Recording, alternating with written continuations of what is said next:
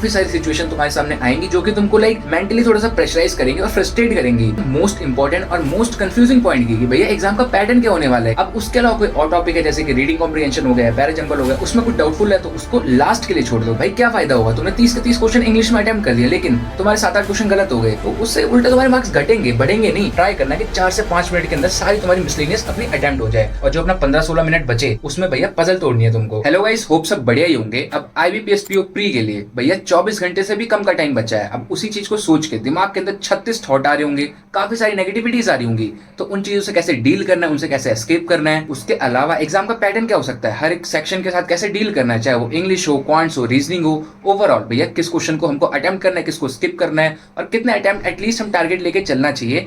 And अब कोई part हमारा वीक है, फॉर एग्जांपल क्वांट्स के अंदर लोगों का अरिथमेटिक वीक होता है तो अरिथमेटिक के इतने क्वेश्चन हम अटेम्प्ट नहीं कर पाएंगे, तो उसको ओवरऑल भैया कैसे बैलेंस करना है, कितने क्वेश्चंस का हमको टारगेट लेके चलना है कि इतने मिनिमम हमको अटेम्प्ट करने ही करने हैं। इसके अलावा लास्ट मोमेंट पे हमको क्या क्या चीजें ध्यान रखनी है, क्या क्या चीजें करनी है ताकि हमारा एग्जाम का प्रोसेस एकदम स्मूथ जाए और ओवरऑल भैया अच्छे खासे अटेम्प्ट करके हम एकदम कॉन्फिडेंस में वापस आए। तो ओवरऑल इन्हीं सब चीजों के बारे में मैं आज इस वीडियो में बात करने वाला हूं। तो भैया आज की वीडियो काफी ज्यादा इंपॉर्टेंट और काफी ज्यादा इन्फॉर्मेटिव होने वाली है और अगर कल भी मेरी तरह ही तुम्हारा भी एग्जाम है तो इस वीडियो को एंड तक जरूर देख लेना। तो चलो फिर स्टार्ट करते हैं। अब मॉक्स में मार्क्स डे बाय डे गिर रहे थे, काफी ज्यादा नेगेटिव फील कर रहे थे, काफी ज्यादा डिमोटिवेटेड फील कर रहे थे, समझ नहीं आ रहा था करना क्या चाहिए। भाई कुछ ऐसा जादू हो जाए ताकि हमारे मॉक्स के अंदर अच्छे मार्क्स हो जाए। तो देखो मैं समझ सकता हूँ, मेरे साथ भी हुआ है ऐसा, लेकिन जो जितना फील कर रहे थे बस आज तक ही है। कल तुमको एकदम न्यूट्रल होकर जाना है, जो भी थॉट तुम्हारे दिमाग में चल रहा है उसको सबको घर छोड़ के जाना है। आई नो मॉक्स की जो हालत चल रहे थे उसके बाद भी 36 नेगेटिव चीजें दिमाग में आती हैं कि क्या हमारी प्रिपरेशन अच्छे से हुई है, जो ये चीजें चल रही हैं क्या सही जा रही हैं, एग्जाम कैसा जाने वाला है,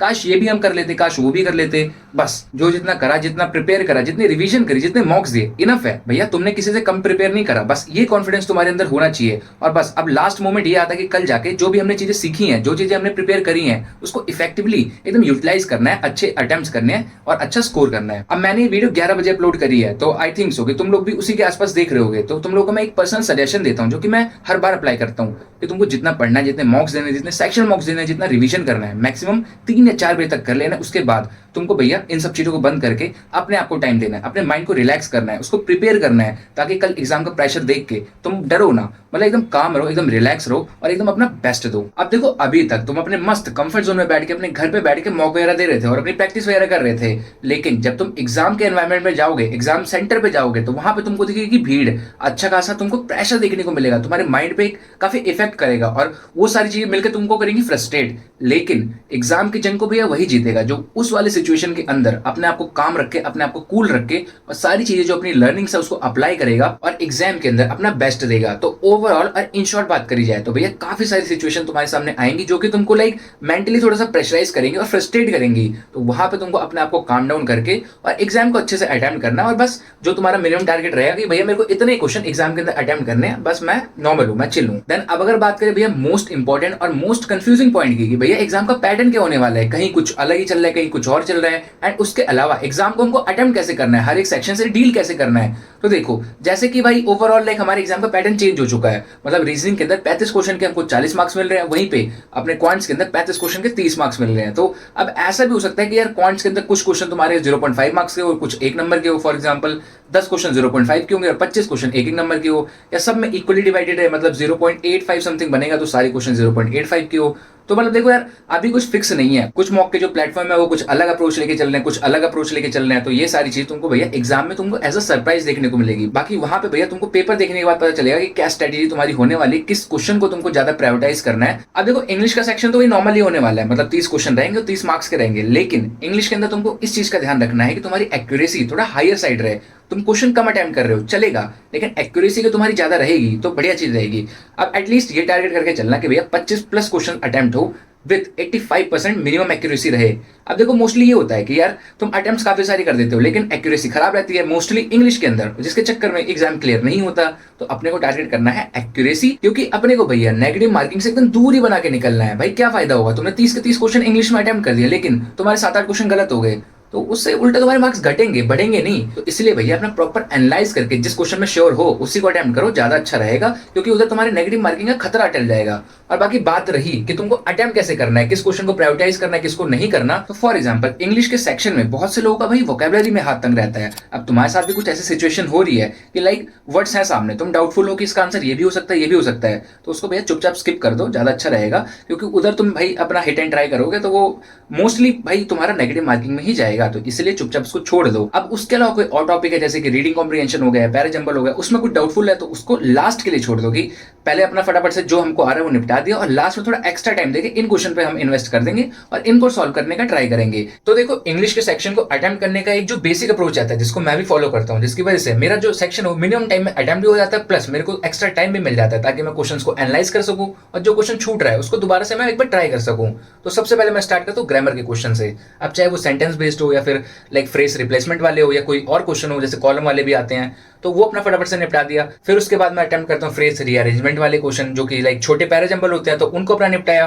फिर कोई फिलर का क्वेश्चन आया उसको निपटा दिया। अब इसके बाद मैं जाता हूँ सीटी पे, क्लोज टेस्ट पे। अब मेरे को अगर लग रहा है भाई मतलब ये वर्ड्स मेरे को सिमिलर है, मतलब मैं कर लूंगा यहाँ पे, तो उसको 2-3 क्वेश्चन जितने मैं कर पाए करे, या फिर जिनमें डाउटफुल है तो उसको मार्क फॉर रिव्यू करके मैं आगे बढ़ गया। और उसके बाद सेकंड लास्ट नंबर पे मैं उठाता हूँ अपनी आरसी को फटाफट से निपटाया और फिर गया 2-2.5-3 मिनट जितने भी लग रहे हैं फिर पैराजंबल में दे दिए। अब इतना करके ओवरऑल देखा जाए, मतलब कुछ क्वेश्चन छूट रखे हैं, कुछ को मैंने मार्क फॉर रिव्यू कर रखा है, तो ओवरऑल मेरे पे लास्ट में आराम से 5 मिनट बच जाते हैं। फिर 5 मिनट के अंदर मैं जाता हूँ जो क्वेश्चन छूट रखे उनको निपटाता हूँ, या फिर जो डाउटफुल क्वेश्चन होते हैं जिनको मैंने मार्क फॉर रिव्यू करके छोड़ रखा था तो उनको मैं एक बार एनालाइज करता हूँ। अब मेरे को सही लगेगा तो मैं उनको भाई करेक्ट कर दूंगा और लाइक आगे बढ़ जाऊंगा, सेव कर दूंगा, और अगर गलत लगेगा तो उसको मैं अनमार्क कर दूंगा, मतलब उसको मैं आंसर हटा दूंगा उसका।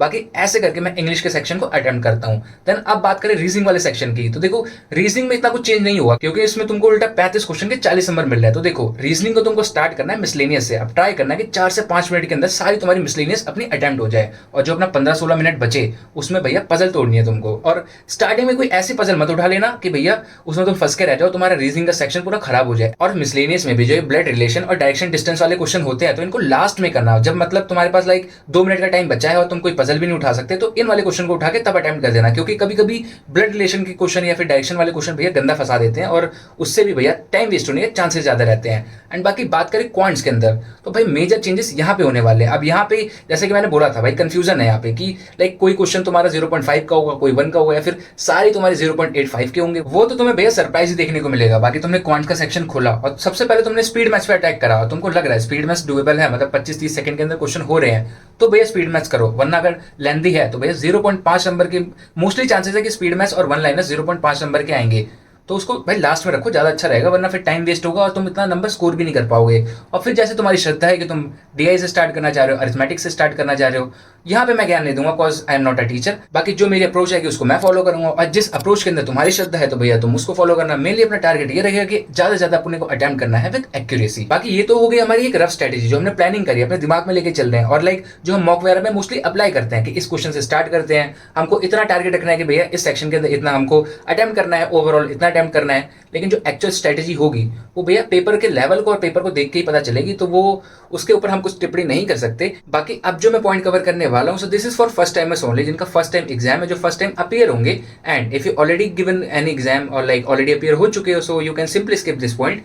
तो देखो तुमको भाई डॉक्यूमेंट्स में क्या करना है कि अपने एडमिट कार्ड की भाई एटलीस्ट 2 कॉपी लिखना, क्योंकि एक बैकअप के लिए, फॉर एग्जांपल कभी कुछ दिक्कत आ गई तो एक बैकअप में रहेगा। सेम तुमको करना है अपने आईडी प्रूफ के लिए, कोई सा भी आईडी प्रूफ तुम यूज कर रहे हो, like whether it's Aadhaar card, PAN card, driving licence, तो उसकी भी भैया 2 कॉपी रखना। एक तुम अपना सिंपली एक साइड बनाना जो मेन होगा, और एक बैकअप के लिए रहेगा, और passport size photos at least 3।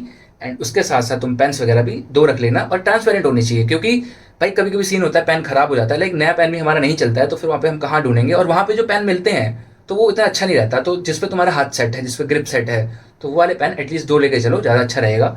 And if you are carrying water bottle तो वो थोड़ी ट्रांसपेरेंट रहनी चाहिए, उसका भी तुम ध्यान रख लेना, ताकि वहाँ पे जो तुम्हारा एग्जाम सेंटर पे जाने का जो प्रोसेस है वो स्मूथ रहे, क्योंकि भाई ऑलरेडी तुम फ्रस्ट्रेट हो जाओगे इन सब प्रोसेस में, तो एग्जाम के वार्ड लग सकते हैं, इसीलिए प्रोसेस स्मूथ रहे तो इन सब चीजों को मेक श्योर करते हुए चलना। एंड इसके अलावा try to reach exam centre as early as possible, क्योंकि अपनी तरफ से कोई कमी नहीं छोड़नी। अब देखो मेरा जो एग्जाम सेंटर है वो मेरे घर से भैया ऑलमोस्ट 2 घंटे की दूरी पे है, और ऊपर से जो मेरा रिपोर्टिंग टाइम है वो सुबह के 8 बजे है, तो मेरे को एटलीस्ट भैया घर से 6 बजे तो निकलना ही पड़ेगा, लाइक तब जाके मैं अपना प्रॉपर टाइम पे पहुंचूंगा। इवन मेरे को जल्दी निकलना पड़ेगा।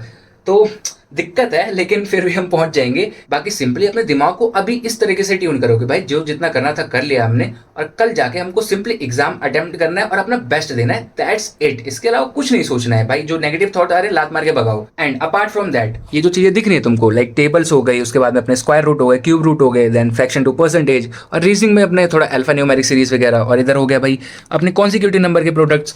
तो इसको भाई एटलीस्ट 2 से 3 बार लाइक रिवाइज कर लेना, ज्यादा अच्छा रहेगा। थोड़ा दिमाग में भाई ये चीजें जब आ जाएंगी, लाइक ताजी ताजी रहेंगी, तो तुम्हारी जो कैलकुलेशन रहेगी वो थोड़ा सा और अच्छी रहने वाली है। अब एट द एंड यही कहना चाहूंगा भैया कि अपने आप को शांत रखो, ऊपर वाले का नाम लो, और श्योरली एग्जाम के अंदर फाड़ के आओगे। तो चलो इसी पॉजिटिव नोट के साथ इस वीडियो को यहीं पे एंड करते हैं। So that's it for this video, and I hope so कि तुम लोगों को आज की वीडियो अच्छी लगी होगी। और अगर यहाँ तक देखी है और वीडियो अच्छी लगी हो तो प्लीज यार वीडियो को लाइक जरूर कर देना, और चैनल पे नए हो और ऐसी और study blogs regarding videos, tips regarding videos, strategy regarding videos, और अब तो भाई मेंस की प्रिपरेशन भी स्टार्ट करनी है, तो उसके रिगार्डिंग वीडियोस अगर देखनी है तो भैया फटाफट से चैनल को सब्सक्राइब कर दो। बाकी तुम लोग मेरा टेलीग्राम चैनल भी ज्वाइन कर सकते हो, लिंक डिस्क्रिप्शन में, या simply Ankur here one type करना तो मिल जाएगा। एंड बाकी तुम सभी को, जिसका कल एग्जाम है, जिसका परसों एग्जाम है, सभी को भैया ऑल द बेस्ट, एकदम तगड़े वाला। और तुम लोग भी भाई कमेंट सेक्शन में ऑल द बेस्ट के साथ साथ एक रेड हार्ट जरूर ड्रॉप कर देना। तो चलो फिर मिलते हैं नेक्स्ट वीडियो में। Till then bye bye.